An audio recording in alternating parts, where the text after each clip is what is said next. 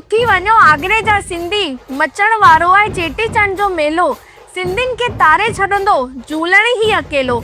मां जिते बि वेंदी आहियां सभई माण्हू मूंखां पुछंदा आहिनि तव्हांजे आगरे में घणा सिंधी आहिनि। त हाणे चेटीचंड जे मौक़े ते सभिनि खे ॾेखारे छॾंदासीं कि असांजो आगरो सिंधियुनि जो गढ़ आहे। हिन लाइ असांजे आगरा शहर में हर साल वांगुरु पूज्य सिंधी सेंट्रल पंचायत पारां 15 ऐं 18 मार्च जो वॾा प्रोग्राम रखिया विया आहिनि, जंहिंमें 15 मार्च जो विशाल वाहन रैली रखी वई आहे।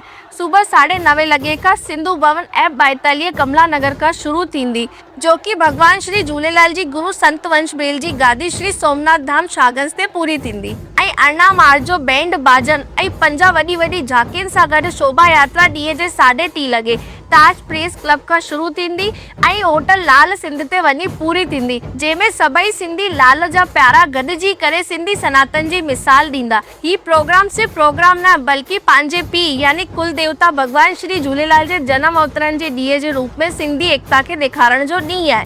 जय श्री झूलेलाल। कर लो तैयारी चेटीचंड की, हमें झूलेलाल मंदिर में भीड़ और सड़कों पर तूफान चाहिए। हाथों में लाल साई का झंडा और जुबान पर जय झूलेलाल चाहिए।